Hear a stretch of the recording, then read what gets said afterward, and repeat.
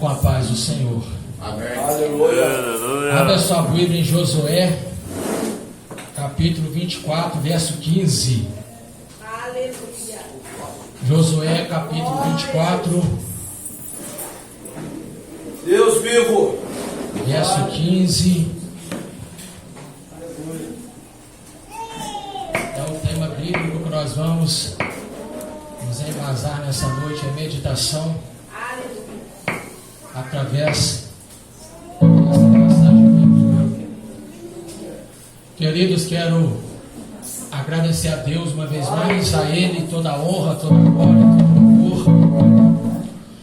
Eu quero exaltá-lo por essa oportunidade de poder fazer uso das Sagradas Escrituras. Glória a Deus. Quero louvar a Deus pela vida do pastor presidente dessa igreja, pastor Natanael. Quero glorificar a Deus pela vida do pastor Diego, missionária Fátima, pastor Felipe, irmão Marcelo. Deus, amém. Enfim, todos os irmãos aqui, aqueles que eu conheço, aqueles que eu não conheço, mas que todos vocês sintam abraçados por Cristo nessa noite. Aleluia, amém, irmão. Oh, Deus. A minha esposa sempre me acompanha nos lugares onde eu vou pregar. Raramente os lugares que eu vou pregar eu vou sozinho, mas hoje, infelizmente, devido a um motivo de força maior, não foi possível. Ela está aqui presente comigo nessa noite. Amém? Quem achou o texto, diga amém. Josué, capítulo 24, verso 15.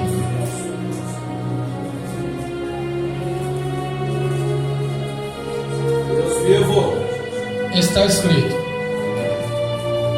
porém, se vos parece mal aos vossos olhos servir ao Senhor, escolhei hoje a quem deveis servir.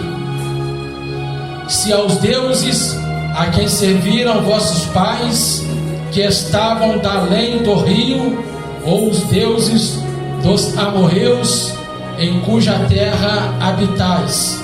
Porém, eu e a minha casa serviremos ao Senhor. Amém? Por favor, você me pode, se assenta. Vamos nos embasar nesse texto sagrado. Pelo menos 3 religiões são consideradas religiões mais antigas do mundo. Número 1, judaísmo. Número 2, islamismo. E número 3, cristianismo. O islamismo é formado por um grupo de judeus. Eles professam a sua fé em Alá. Alá é considerado o Deus do islamismo. Eles acreditam em Alá, adoram a Alá como a sua divindade e acreditam em Maomé como o mensageiro de Deus, profeta enviado.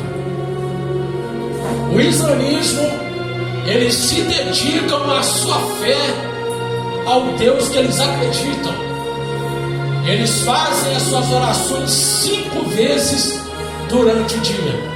Eles fazem a primeira oração ao amanhecer, a sua segunda oração ao meio-dia, a sua terceira oração na parte da tarde, a quarta oração às 6 horas e a quinta oração na parte da noite antes da meia-noite.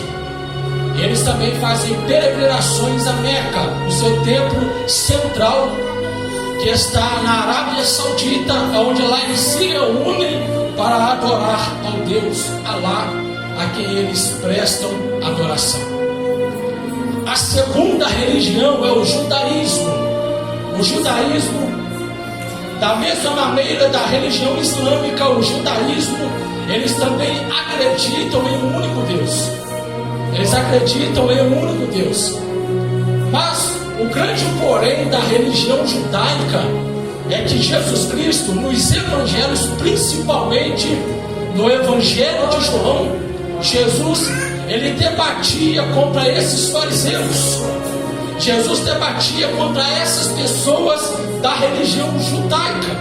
várias vezes Jesus bateu de frente com eles, porque eles pensavam que eles estavam cobertos de razão e que eles que conheciam a Bíblia, afinal de contas eles conhecem, eles dominam o Torá, eles acreditam no Antigo Testamento, e eles pensavam que estavam cobertos de razão, principalmente porque eles pregavam a palavra, eles ensinavam a palavra, porém a tradição deles, a palavra que eles pregavam, eles negavam tudo que eles pregavam, porque eles pregavam a palavra, eles atavam fardos pesados sobre os ombros das pessoas e não moviam uma unha para carregar esses fardos. E Jesus, em algumas passagens do Evangelho de João, Jesus ele confrontou com esses fariseus, com esses da religião judaica. O grande erro da religião judaica é eles não crerem no Messias, eles desprezam a divindade de Jesus, eles não creem que Jesus é o Filho de Deus, eles não acreditam que Jesus voltará, eles não creem que Jesus é o Messias, e também desprezam a existência da doutrina celestial. Eles não creem na doutrina do Pai, do Filho e do Espírito Santo. Eles acreditam na existência do Espírito Santo, mas eles não creem no Espírito Santo como sendo Deus, como sendo uma terceira pessoa da Trindade. Eles acreditam na existência do Espírito Santo, mas não atribuem ao Espírito Santo a verdade de que o Espírito Santo é Deus. O Espírito Santo também é Deus. Aleluia! Em uma das epístolas do apóstolo João, em uma parte das epístolas, ele escreve: aquele que não tem o Pai não tem o Filho, aquele que não crê no Filho não tem o Pai. O grande erro da religião judaica, eles não acreditar na divindade de Cristo e desprezar o Espírito da graça. Vamos pensar aqui neste culto: se não é o Espírito Santo, o que seria de um culto denominado culto da família? O que seria de um pregador que se despregar as boas novas da salvação, se ele não pregar pelo Espírito Santo? O que seria da igreja se não fosse a presença majestosa, a presença magnífica, a presença gloriosa do Espírito Santo, que faz com que o culto ele tenha sentido? Aleluia! E a terceira, que não é religião, é o cristianismo. O cristianismo, ele tem por base Cristo. O apóstolo Paulo diz que o assunto central é Cristo. Cristo é o assunto central da Bíblia, é o assunto central do Evangelho e é o assunto central que nós pregamos. O Evangelho que nós pregamos é centralizado em Cristo. O Evangelho, ele é cristocêntrico. Se lembrem do que o apóstolo Paulo diz: que se alguém vos apresentar, vos apregoar outro Evangelho que vá além do Evangelho pelo qual tem vos anunciado, seja anátema. Aleluia! Essas três religiões, elas têm um fator importante em comum: elas acreditam em um único Deus. E quando a fé é direcionada a um único Deus, nós chamamos de monoteísta. Monoteísta é a fé em uma divindade. A fé politeísta é uma fé que crê em várias divindades. Não é o caso da igreja cristã. A igreja cristã, a sua fé é monoteísta. Ela acredita em um único Deus e apenas a Ele reverencia e presta culto.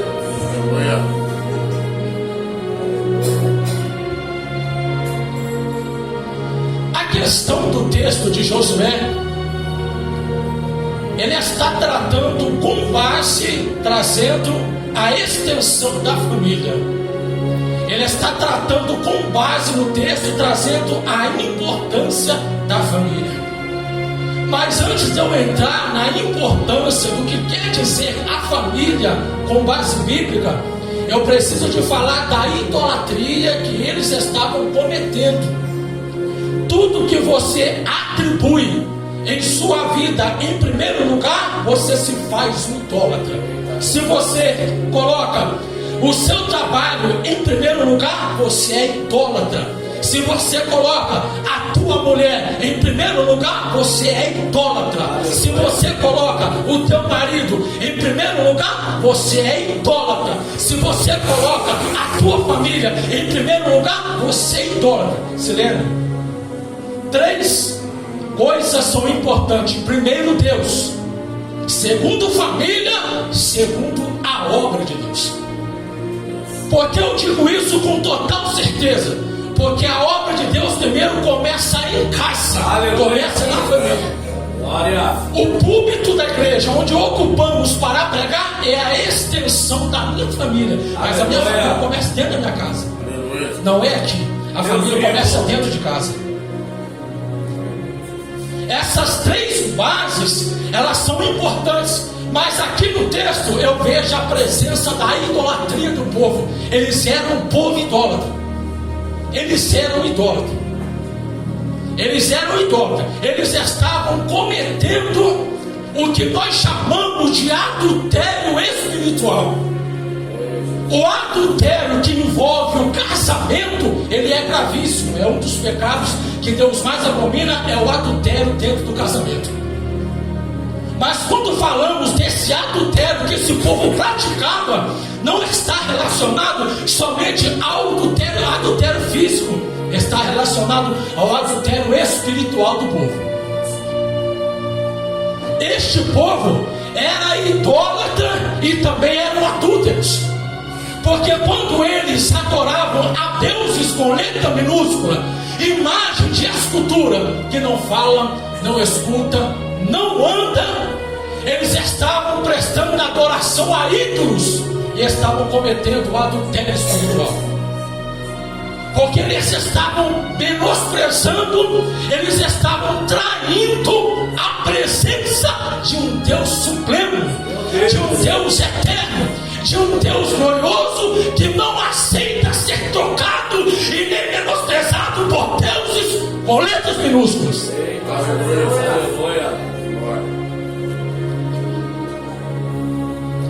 Quando eu falo neste Deus, eu não estou falando em um pequenino Deus com letra minúscula, que você pode pegá-lo, encostar ele no canto da parede e chantagear ele.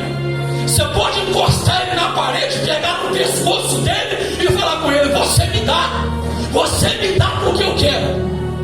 Mas o Deus da Bíblia não. Esse aqui você não pode encostá-lo na parede. Esse aqui você não pode fazer chantagem, você não pode fazer pirraça. Pirraça com Deus não funciona. Deus não aceita pirraça. Pirraça com Deus não resolve. Se Deus falou não, é não. Se Ele falou sim, é sim. Com Deus não tem pirraça. Aleluia. Este povo era um povo voltado para a idolatria. Era um povo idólatra. Se você tiver que escolher entre o seu filho, entre a sua filha, entre o seu pai, entre a sua esposa, entre o teu esposo, escolha a presença de Deus. Aleluia. Porque a tua mulher não te salva, o teu marido não te salva, o teu filho não te salva, o teu pai não te salva, ninguém te salva. Mas a palavra de Deus te garante. Glória. Aleluia.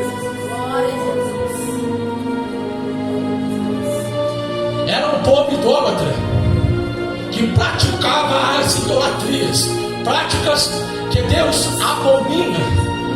Êxodo capítulo 32. Moisés se ausentou e foi para o monte orar. 40 dias e 40 noites ele estava no monte. Moisés demorava a descer. O povo pensava que Moisés não voltaria mais. Então eles vão até Arão, pedem a Arão para Arão criar um Deus para eles adorar. Então Arão recolhe as argolas de ouro do pescoço das mulheres, os brincos de ouro, derrete tudo aquilo e faz um bezerro de ouro fundido e coloca no meio do povo do arraial. E o povo começa a adorar aquele bezerro de ouro. Eles começam a adorar, eles começam a festejar, a dançar, eles começam a se entregar às bebidas, a várias práticas que não lhe eram permitidos fazer. Como Moisés estava no monte, e Moisés estava em oração, e Moisés era um homem que tinha uma vida de qualidade, tinha uma vida de intimidade, uma vida de oração.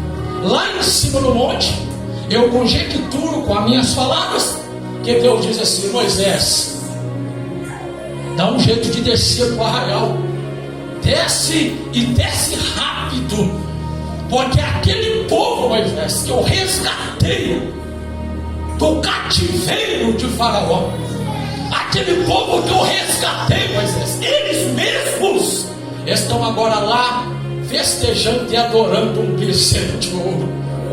Moisés, o povo que eu libertei, que eu disse um dia que eu mataria eles, e você se colocou à frente e falou: Deus, se o Senhor matar esse povo, risco o meu nome do livro.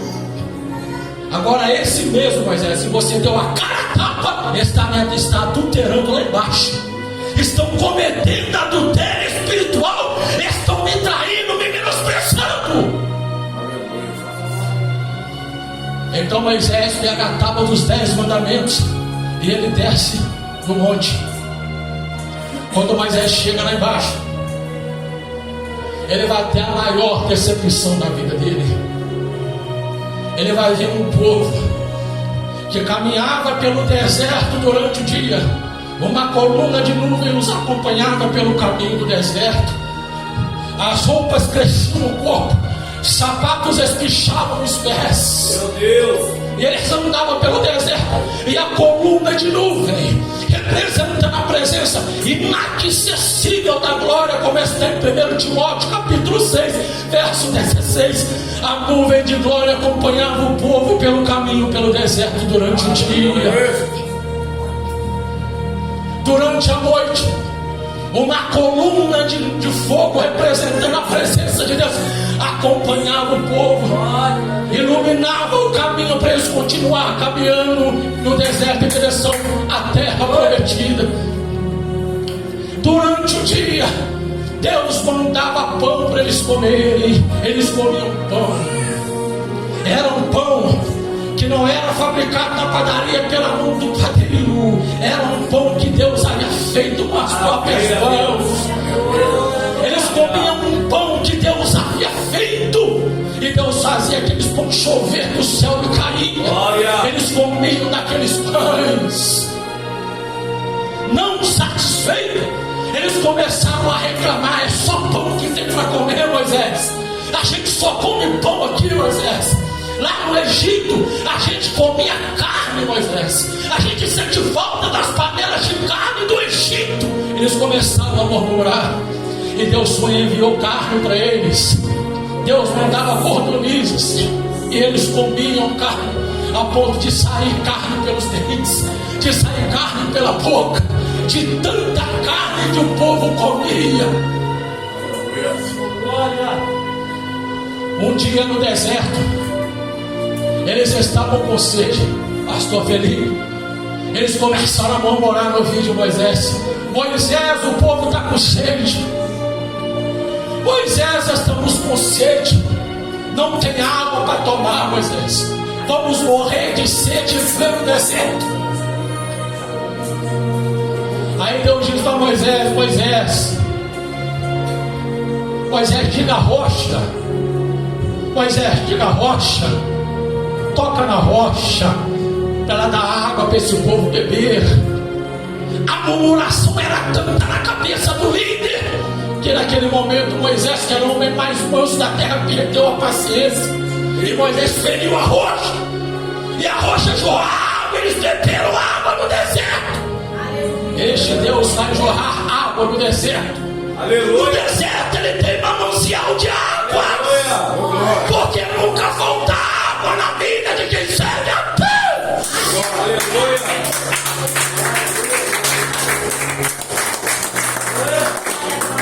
Se não bastasse todos os sinais que eles visualizaram no caminho do deserto,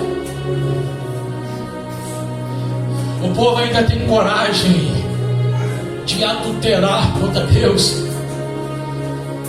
Tem coragem de trair a presença de Deus por conta de um ídolo, por conta de um bezerro feito de ouro fundido. Trair a majestosa presença, a inacessível presença da glória eterna que nenhum dos homens viu nem poderá ver. Trair a presença de Deus por conta de um ídolo. Quando Moisés chegou e viu aquela festa, Moisés não pensou duas vezes. Ele quebrou a tábua dos 10 mandamentos. Mas a glória de Deus estava na face daquele homem. Os filhos de Israel não conseguiam olhar na cara de Moisés, porque a face do homem brilhava da glória de Deus que estava na vida dele. Aleluia. A idolatria então ela já veio desde antes de Moisés, antes, muito antes de Abraão ser chamado, já existia a maldita da idolatria. Seu pai terá um fabricante de ídolos. A idolatria já existia desde então. Agora Josué, um líder preparado, escolhido por Deus e aprovado por Moisés, ele tem a responsabilidade de conduzir a este povo. O nome de Josué que quer dizer salvação, porque na verdade quando Josué nasce, o nome de Josué era Oséias. O nome de Josué era Oséias. Agora Josué com a responsabilidade de conduzir este povo rumo a uma terra que eles nunca pisariam nela. Eles ficavam só no desejo de entrar na terra. Nenhum deles teve a alegria de pisar em uma terra que manda leite e mel. Todos eles pereceram no deserto e ninguém entrou na terra, a não ser Josué e Caleb.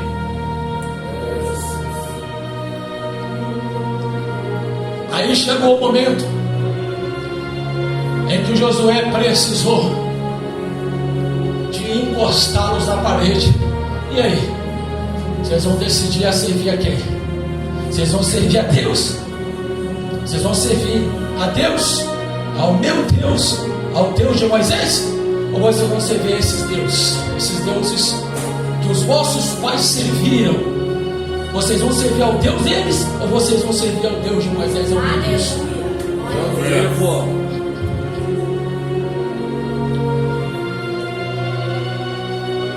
O adultério, ele é mais comum do que você possa imaginar. Talvez você pense, mas pastor, adultério não acontece. O que mais acontece é adultério. É adultério. O que mais acontece é o chamado adultério. E são os dois adultérios. O adultério físico, que envolve a família, a quebra da aliança, a infidelidade conjugal, e o adultério espiritual. Esses dois adultérios, eles acontecem de maneira constante. A gente não vê, a gente nem imagina. Mas existem muitos adultérios que estão escondidos, estão camuflados, estão debaixo, talvez do tapete, talvez debaixo do tapete, talvez de algum púlpito de alguma igreja, ou talvez atrás de alguma cortina de alguma igreja, mas ele acontece frequentemente. A primeira parte que eu acho importante é a necessidade da integridade. Aquele que serve a Deus e o escolheu para ser o seu Senhor, ele guarda uma vida de integridade. Ele não tem dois comportamentos. O comportamento dele na igreja é o comportamento dele em casa. O comportamento dele na igreja é o comportamento dele na rua. O comportamento dela na igreja é o comportamento dela em casa. Ele não se comporta bem quando está na frente da mulher. Ele se comporta bem quando está longe dela. Aleluia. Porque tem homens que na frente da mulher ele não olha nem pro lado, nem pisca.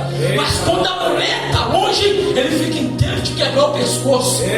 Parece que tem uma mola que quer dizer que ele vira o pescoço, dá uma girada de 360 graus. Já pegou, hein? Porque a mulher não está perto, parece que ele tem uma mola no pescoço dele. Quando a mulher está perto, meu Deus, ele não olha nem pro lado. Ele nem sorri, você olha para ele, ele está com aquela cara, parece delegado da polícia. Parece juiz da infância. Mas quando a mulher está longe, meu Deus do céu, ele vira um capeta. Quando a mulher está longe, ele vira um demônio. Quando a mulher está longe, ele troca mensagem com outra mulher, ele pega contato de mulher, ele liga com a mulher casada, ele dá em cima da mulher do pau. Eita, Jesus. A mulher, pai. Mas quando a mulher está perto, ela é um santo de galocha. Falta asas para ele virar querubim e voar, de tão santo que ele é. Mas aquele que escolheu o Salvador para ser seu Senhor, ele preserva a sua integridade. Ele é o mesmo. Ele é a mesma pessoa. Ele não muda por causa do público. Ele é a mesma pessoa. Maravilha, Jesus. Adultérios assim acontecem de maneira constante. E sabe que hora que acontece essas infidelidades? É no momento que ninguém está vendo. Porque toda obra má você jamais vai praticar na luz, vai praticar nas trevas. Eita, Jesus. Porque a obra má ninguém quer praticar na luz, porque a luz vai revelar elas. Maravilha. Então ela é praticada nas trevas. Ela é praticada nas trevas. E essas infidelidades, elas são constantes nos nossos dias. São constantes nos dias atuais. Agora fica aqui uma pergunta no ar para todos vocês aqui decifrar. Depois de um culto, depois de uma mensagem, depois de uma ceia abençoada, onde a gente come a carne e bebe o sangue de Cristo, o que adianta se depois de um culto desse a gente bebe o cálice do sangue de Jesus em casa, ou talvez longe a gente vai beber o cálice dos demônios? Depois de um culto desse, o indivíduo não vê a hora de acabar o culto, porque já chegou uma mensagem no WhatsApp aí falando: ó, quando o culto terminar, me espera no lugar tal, me espera no lugar X, porque eu nem vou para casa. Eu mando uma mensagem para a mulher e falo: o culto terminou mais tarde, o culto teve uma vigília. Ele entra dentro do carro, vai encontrar com a amante, adultério espiritual. Aleluia.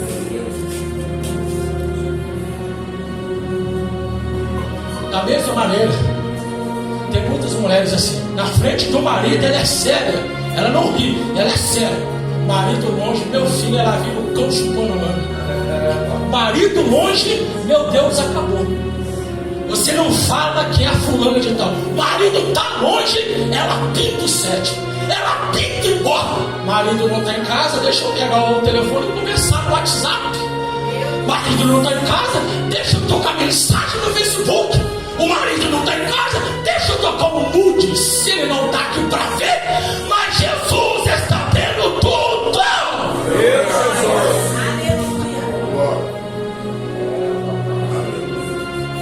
Por isso, a prioridade é cuidar da família. Maravilha. Família é o segundo bem maior que você tem. O bem maior na vida de um homem é a presença do Eterno. Depois é a família dele. Aquele que honra a família, ele honra a presença do Eterno Deus. Aquele que honra a família, ele honra a aliança que foi estabelecida entre ele e o seu Salvador. aquele que honra a majestosa presença, ele sabe honrar o pacto que ele fez com a mulher dele no dia que ele casou.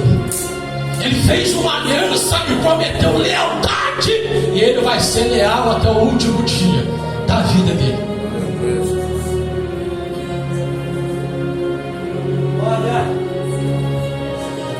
Meus irmãos, essa mensagem, ela está seguindo as coordenadas que o Espírito Santo vai distribuir. A gente é apenas um receptor. Quem distribui a mensagem é ele. A gente é um receptor. Ele vai dando a mensagem, a gente vai distribuindo para vocês. Ele vai dando a mensagem dessa revelação, e a gente vai entregando para vocês a mensagem. Mas ele vai dando a mensagem e a gente vai entregando a mensagem para vocês.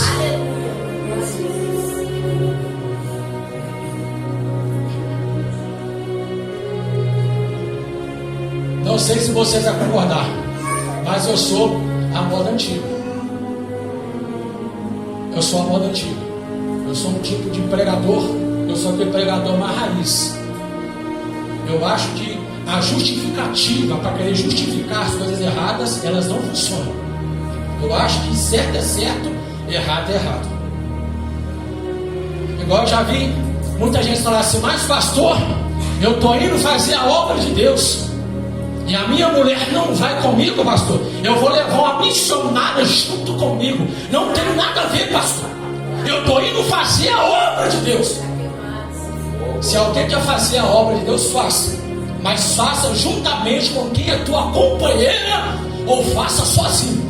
Mas nada de carregar missionária atrás de você e falar que tem que fazer a obra de Deus. Aleluia! Porque para mim tem muito a ver. Se você vai visitar uma irmã, leva a tua mulher junto. Não vai bater na casa do irmão, fazer oração, fazer missão, sem a companhia da tua mulher. Se você tiver que ir lá, vai, mas leva um casal junto contigo. Não vai sozinho, não. Porque hoje em dia, irmão, a falta de respeitabilidade com a família, a falta de respeito da aliança familiar está crescendo nos nossos dias. E sabe qual é a desculpa dos homens? Eu vou fazer a obra de Deus, pastor. Que isso, pelo amor de Deus. Pelo amor de Deus, fazer a obra de Deus assim.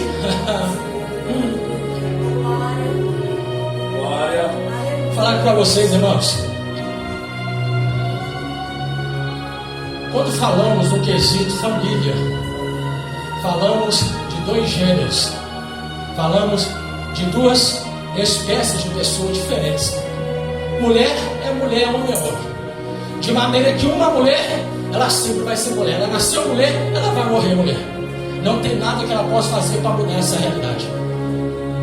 O homem nasceu homem, ele vai morrer homem.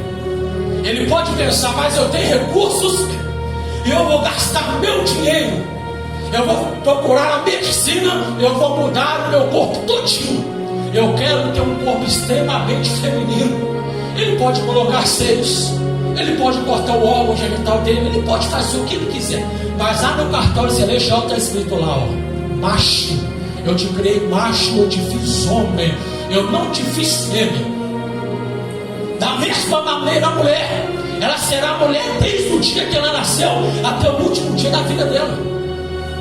E ninguém pode mudar essa realidade em que a gente está vivendo.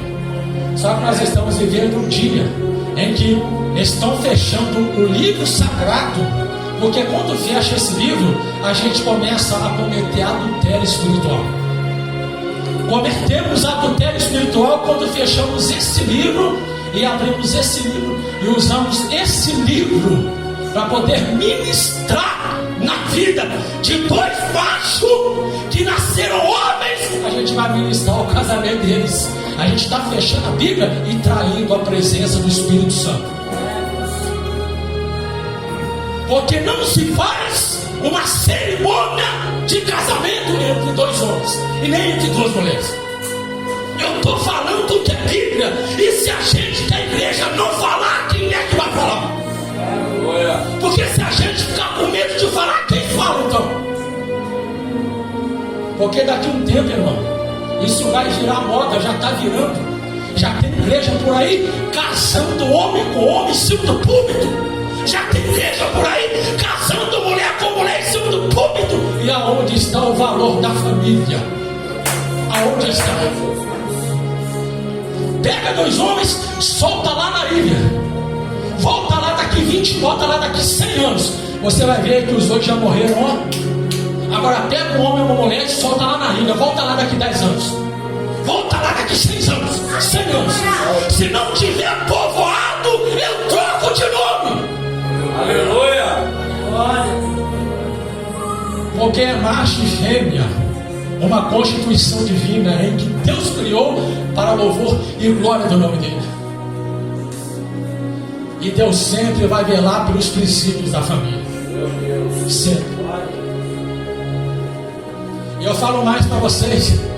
Não é a gente ser homofóbico, não é a gente ser preconceituoso, é a gente pregar a Bíblia. Eu estou pregando a Bíblia, eu estou falando o que está no texto. Eu não estou inventando, eu não estou pregando preconceito, eu não estou pregando ódio, eu não estou pregando homofobia, eu estou pregando Bíblia.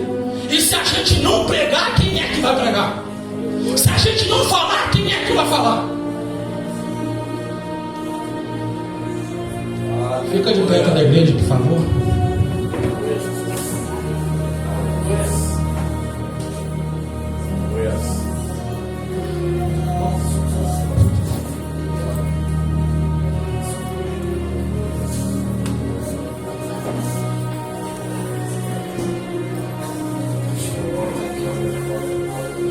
Queridos, se lembre, a sua família é projeto de Deus. A sua família é projeto de Deus. O mais interessado em ver você caminhar e não abrir mão é o próprio Deus que constituiu as famílias. Agora, não vou entrar aqui em determinados assuntos, porque se a gente for entrar em determinados assuntos, a gente vai precisar de entrar em alguns argumentos da Bíblia que também fala de algumas destruições de famílias em que a pessoa ela está quase morrendo, na depressão, ela está doente, e os fariseus estão colocando o fardo em cima do ombro dele, colocando um fardo pesado, falando com ele: não, irmão, agora você vai morrer sim. Porque se a sua mulher foi embora de casa, arrumou outro, você tem que morrer solteiro. Vamos entrar nessa questão aqui. Não. Mas os que pregam isso aí, eles pregam até o momento que não acontece com eles. Quando acontece com eles, eles abrem exceção. Porque é muito fácil falar com o irmão: você não pode casar nunca mais. A mulher do irmão foi embora de casa, a mulher do irmão agiu de maneira desonesta com ele. Agora o irmão tem que morrer sozinho e tem que amargurar sozinho. Aí é muito fácil eu colocar esse fardo pesado em cima do irmão. Se eu tenho a minha mulher, irmão. A minha mulher tem comigo no cantinho da cama todo dia, me esquenta. É muito fácil eu exigir de você e falar para você morrer assim, se eu tenho a minha. Aí quando acontece comigo, eu abro uma exceção. É assim que acontece. O que é certo, irmão. O que é errado, é errado. A gente não pode condenar uma pessoa por um erro ou pela infidelidade de uma outra pessoa, sendo que aquela pessoa é inocente dentro da relação. Quem tem que saber separar as coisas e ter equilíbrio. Senão a gente coloca um fardo pesado em cima do inocente, condena aquele irmão e lança uma dentro do inferno, sendo que ele é inocente na situação. A gente tem que ter esse equilíbrio. Bem? Deus abençoe a todos vocês. Eu finalizo minha participação com a direção do trabalho do pastor Natanael. Recebam de Deus com a salva de palmas.